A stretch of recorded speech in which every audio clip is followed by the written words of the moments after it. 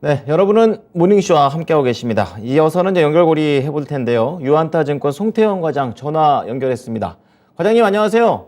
네, 안녕하세요. 네, 자 우선 시장의 두 가지 이슈 오늘 좀 다뤄볼 텐데요. 첫 번째 이슈부터 공개하겠습니다.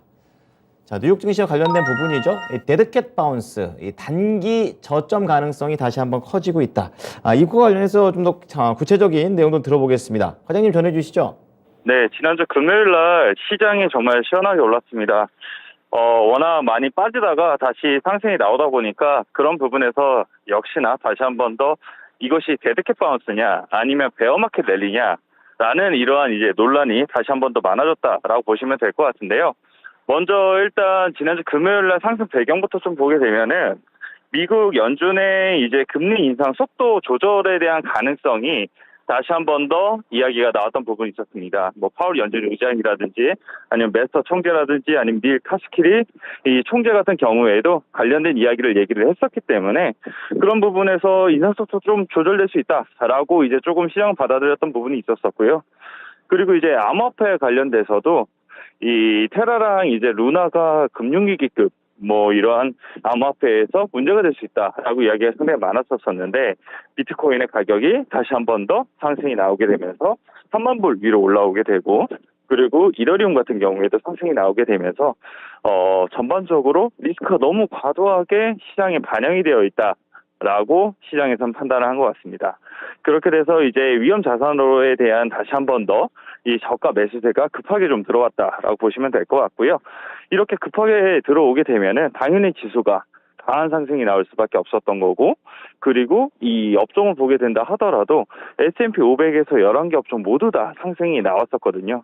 그런 점을 생각을 해봤을 때 이것이 정말 밑에서 전반적으로 시장에 모두 다 들어온 부분이었구나라고 생각을 해볼 수 있는 것 같습니다. 그래서 이제 판 관련된 종목들을 보게 되면은 애플 같은 경우에도 한 3% 정도의 상승세가 나왔고요. 그리고 메타 같은 경우에도 한 4%의 상승, 그리고 아마존이 한 5.7%, 그리고 넷플릭스가 7.7% 정도의 상승세가 나오게 되면서 전반적으로 지수에 대한 상승을 견인한 부분이 상당히 많았었다라고 보시면 될 것 같고요. 그리고 필라델피아 반도체 지수 같은 경우에도 한 5% 정도의 상승이 나왔습니다. 반도체에 관련된 종목들은 지수가 상승이 나왔을 때 대부분 같이 이제 상승이 나온 경우가 상당히 많기 때문에 그런 부분이라고 보시면 될 것 같고요. 이 AMD나 엔비디아는 한 9% 정도의 상승이 나오게 되고 그리고 마이크론 테크놀로지가 이제 인베스터 투자 데이를 했었거든요. 그런 부분에서 상당히 성장에 대한 부분도 긍정적으로 이야기를 하게 되면서 좋은 부분이었다라고 보시면 될 것 같습니다. 그리고 이제 테슬라도 한번 봐야겠죠. 테슬라 같은 경우에도 일론 머스크가 이제 트위터 관련돼서 인수를 잠정적으로 중단한다라는 이야기가 나오게 되면서 투자 심리도 상당히 개선이 되었고요. 테슬라가 금요일 시장에서 한 5% 정도 상승이 나오면서 마감을 했습니다. 이렇게 이제 아까 말씀드린 것처럼 이런 이유로 올랐었는데 이 시장에서는 이러한 상승 관련돼서 금일 증시가 강력하게 반등하고 있기는 하지만 이는 어디까지나 데드캣 바운스에 불과할 가능성이 있다라고 이야기를 하고 있고요. 모건 스탠리 같은 경우에도 어닝 시즌에서 기업 경영진의 발언에서는 현재 매도세가 매우 과도하고 기업 펀더멘털을 바탕으로 반등이 가능하다라고 이야기를 하고 있습니다. 하지만 이런 상승세가 나타나기 전에 여름철에 대대적인 매도세를 경험할 가능성이 있다라고 이야기를 하게 되면서 반등은 나오고 있지만 계속적으로 부정적이거나 아닌 보수적인 입장을 많이 이야기하고 있다라고 보시면 될 것 같고요. 스탁 트레이더 데일리에서는 미국이 6주 연속 하락세를 경험하게 되면서 10년 만에 최장기간의 하락장을 기록을 하고 있다라고 이야기를 하고 있습니다. 매도세 이후에 저가 매수의 전략을 지금 투자자들이 준비를 하고 있는데 그게 지금의 전에 10년까지는 이런 부분이 맞는 투자의 전략이었었는데 이번에는 상당히 다를 수 있다라는 의미심장한 이 의견이 나오기도 했습니다.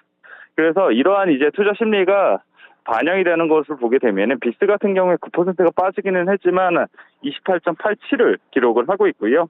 CNN 공포와 탐욕 지수를 보게 된다 하더라도 6에서 12로 상승이 나오긴 했지만 아직까지도 극도의 공포의 영역에 있다라고 보시면 될 것 같습니다. 이와는 이제 또 반대로 재미난 이제 보도가 나왔던 부분이 있었었는데, 우리한테 뭐 잘 알려져 있는 펀드 매니저인 캐시우드 이제 펀드가 있는데, 이 펀드가 사실 수익률이 좋지 않음에도 불구하고 자금에 대한 유입이 계속적으로 좀 진행이 되고 있다라는 이 이야기도 나오고 있습니다. 이런 것을 생각을 해봤을 때는 그만큼 많은 부분 하락이 됐고, 그리고 저가의 매수도 일부에서는 지금 계속적으로 생각을 하고 있다라고 보시면 될 것 같고요. 어쨌든 이러한 이제 논쟁이 미국 시장에서 계속적으로 나오고 있기는 합니다만, 아직까지는 지금은 계속 보수적으로 보는 쪽이 조금 더 우세하다, 이렇게 보시면 될 것 같습니다. 네.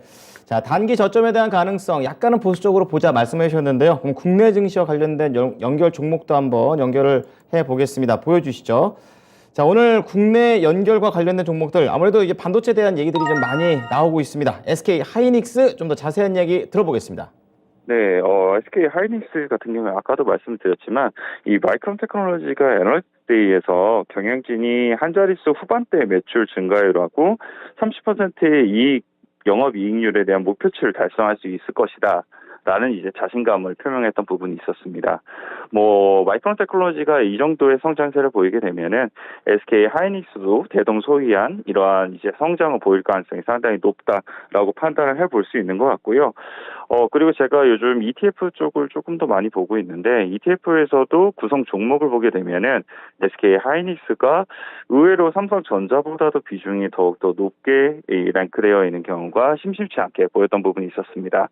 그래서 이제 반도체 쪽으로 수급이 들어오게 되면은 ETF 쪽으로 들어올 가능성이 있어 보이고, 그런 ETF로 들어오게 됐을 경우에는 SK 하이닉스가 보다 더 많은 부분 들어올 수도 있다라고 생각을 해볼 수 있는 것 같고요. 실적적인 측면을 보게 된다 하더라도 삼성전자 대비 SK 하이닉스가 2분기 때 실적이 개선되는 부분이 상당히 많습니다. 그래서 이런 부분에 조금 더 점수를 받게 되었을 경우에는 삼성전자와 SK 하이닉스 중에서 SK 하이닉스가 보다 더 우위의 시장의 흐름이 나올 수도 있다라고 생각을 해볼 수 있는 것 같습니다. 자, SK 하이닉스와 관련된 부분까지 함께 들어봤습니다. 네, 지금까지 유한타증권 송태현 과장이었습니다. 과장님 잘 들었습니다. 네, 감사합니다. 네. 자, 오늘 토마토TV 개편을 마치고 여러분께 선보이는 첫 주가 되겠습니다. 준비 많이 했으니까요. 눈여겨 좀 봐주시고요. 응원도 좀 부탁드리겠습니다. 지금까지 투자 판단에 도움이 될 수 있는 정보를 제공해드렸습니다. 하지만 특정 종목의 상승과 하락을 보장하지는 않으니까요. 이 부분 참고해 주시기 바랍니다. 수익은 토마토에서 지금까지 모닝쇼였습니다.